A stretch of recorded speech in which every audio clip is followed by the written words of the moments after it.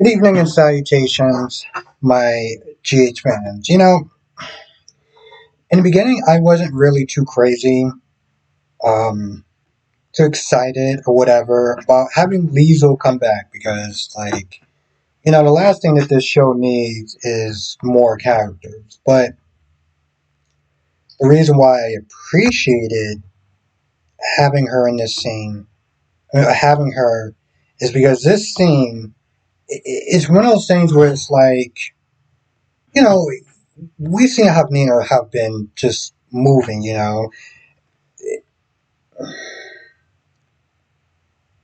She's been being pretty easy on Willow, and you can see it in this scene in a sense. It's like she's she tends to downplay the stuff that Willow has done. Even this whole transformation is all Drew's fault. It's all Drew's fault. Drew is doing all of this. But yet she doesn't sit there and allow her daughter to sit there and take accountability for her actions. Right? And Lisa's like, listen, I've been your daughter's life is kind of in shambles right now. Like, what's good, ma? And Willow comes in, and they talk for a little bit. It's like Willow is becoming more like Nell every single time, right? Like it is just eerie, you know, because they're talking about like Michael and stuff like that, and she's all, one of the things that Liesel asks is, how did you lose your kids? It's a very simple answer, okay? The judge literally told her why she lost her kids. But instead of her simply saying, listen, I did some foul stuff on my part. Um, I took the children across state lines without informing the father. I didn't really foster communications when the father was in a burn unit. And just some of the other stuff that the judge said. Um, moving them from place to place. Those are the type of reasons, those are the type of things why she lost her kids. But Willow says, but this is Michael's fault. This is all Michael's fault. Michael has changed. No, boo boo. Michael did not change. You changed. Okay? There are people that do come into your life and they either influence you for the better or for the worse. And Drew has influenced this girl for the worse. I mean, the hero worshiping is there. She's like, oh, Drew saved me. He got you to the place or whatever. I was like, girl, do you realize that there was a whole other team that did help with this whole, saving your life and stuff like that? And of course, Liesel's like, you don't remember the time that Michael was standing beside you, where like all hope was lost. You had stage 4 cancer and everything. You don't remember that? You remember him sitting there standing by your goddamn side? You don't remember that? No. She's too busy sitting there talking about, well, Michael has all 3 of his kids and I have none. What are you, 12? Did she really just sit there and say that? And of course, there's a point where Nina is like, no, Sasha left town because of the danger that was sitting there going on. And, it may have something to do with Sonny or whatever. This chick started smiling. Okay? Willow fucking Tate started like, if you go back to how she was, you remember the times where people liked her when she was with Chase and she got with Michael and, just made her boring by proxy? And now with Drew, she is smiling like a goddamn sociopath. I literally started, and the thing is, after she left, Nina's like, well, I gotta sit there and get to work or whatever. Liesel slammed that goddamn door like, yo, there's something off with your goddamn daughter. There is something wrong with your daughter. She ain't right in the head. And she was like, and she said, she was like, when you broke that news, this chick started smiling like the fucking Joker. Now she talks about how she's gonna help break Drew and Willow up. Because I mean, the easy thing to do to break them up would be to tell the truth. See, the thing is, in her head, you know, I still want her to come clean because it's the right thing to do. I think at this point that in some ways it may be already she might be too far gone. I mean, it's like she's rewriting history and she's acting like there wasn't Laura, there wasn't Curtis that was kicking ass and taking names, just being a badass in general, up until the point where one of the guys was like, you should be a WSB agent. That would have been so cool. Um, but she just forgot about all of them. She was like, no, no, no, no, Drew, Drew saved me and I love him and Michael has been punishing me ever since. Like, okay. So there's a point where she may be upset with Drew for a little bit, but then ultimately winds up forgiving him. And let's be honest, she ain't really got nothing to go back to. Like, seriously, most of the people in that town don't rock with her, except for Isaiah, maybe Liz. She's been a town pariah at one point. But, for the most part, she's kind of just out there, you know? I mean, even Drew sat there and said, listen, me and you, Nina, she's all she we're all she got. And I'm just like, and whose fault is that? Well, whose partial fault is that? Because I'm not just putting this on Drew.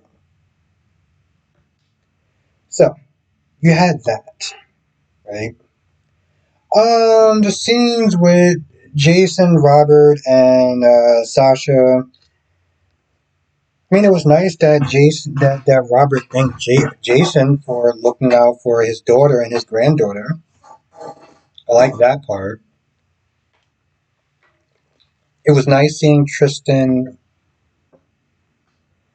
Roberts, I think that's his name. But it was also kind of hard to sit there and watch him. It was kind of hard to see him because we know what he's going through, and I can see it. I can see it on his face, you know. And it was kind of heartbreaking. Like it was very difficult to sit there and watch. Um, knowing what he's going through, and like I said, you can see it. Um, and then afterwards, he was at the airport, and here's the thing, right? So he's looking at his phone like a millennial. He's looking down. All he sees is a woman in a red dress that just walks past him.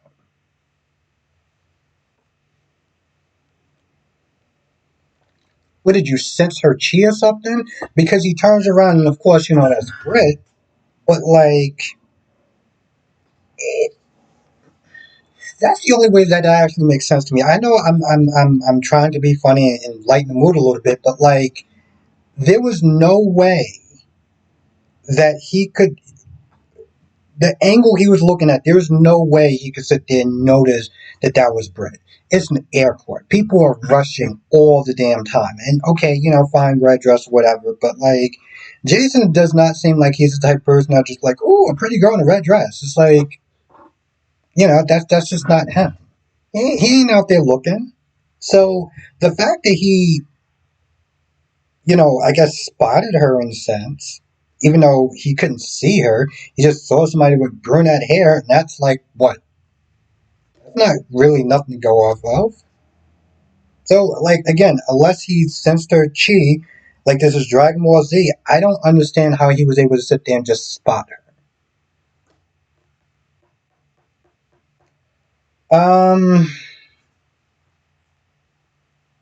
Conversation with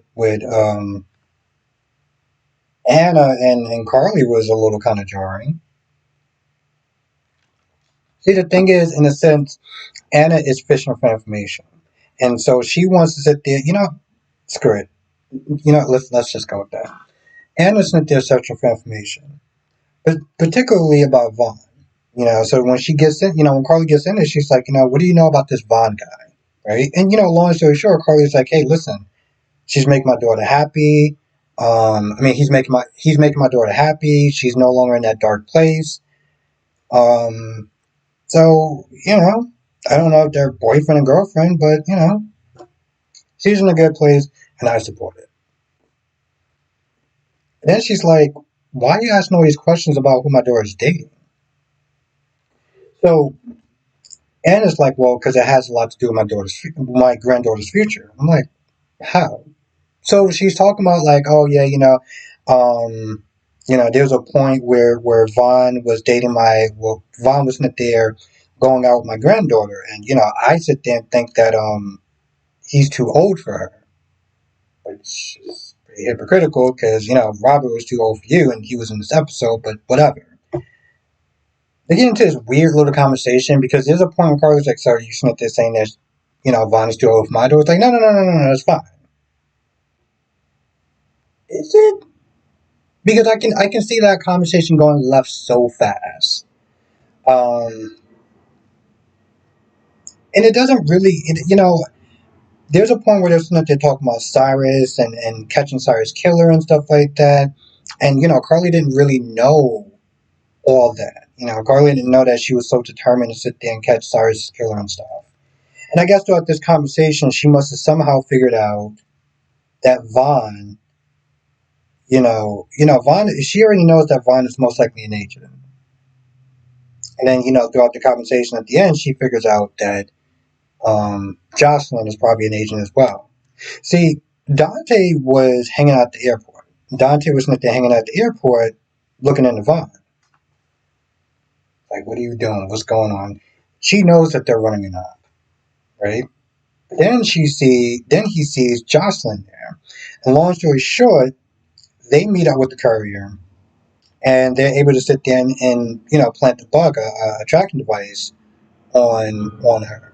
So now they know exactly where she's going next. Which, by the way, I gotta sit there and say that was some good work. That was some good teamwork right there.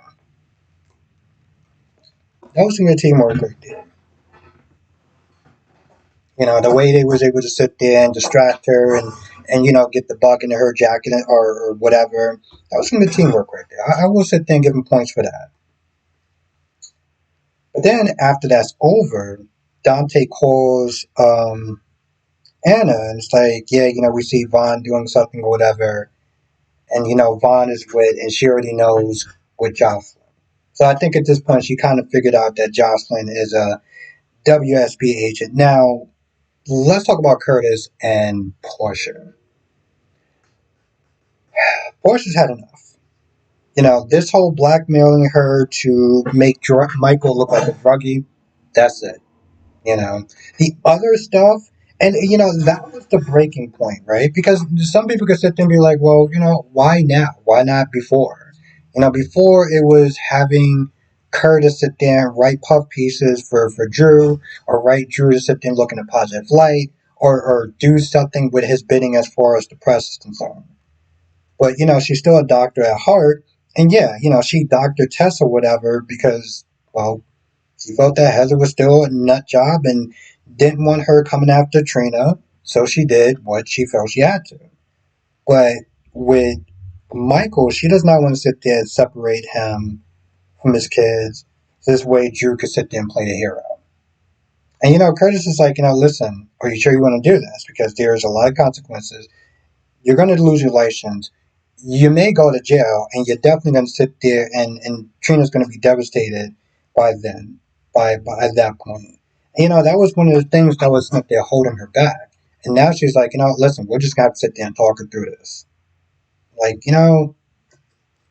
probably should have thought about doing that before, but you know what? Whatever, fine. So, Curtis is sitting there giving her all these compliments. You're a great mother. You're a really good person. Da da da da da. And, all he says is towards the end of the episode is just make sure. Make sure that this is the last. Because in a sense, it's like he's not talking her out of it, but he's like, make sure you exhaust all options, because once you go in that committee here and once you practically telling yourself, you can't undo it. It's just, it is what it is. It's just out there at this point.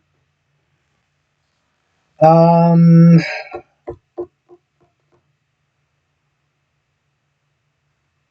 that it? All right, I feel like that's about it. I cannot think of anything else that wound up happening. If I missed anything, write it in the comment section below. Come to the live stream tonight, 8 p.m. Eastern, 5 p.m. Pacific. I'll be sitting there talking about all the shows, as you know. You know exactly what they are, 8 p.m. Eastern, 5 p.m. Pacific. I'll see you in the next video.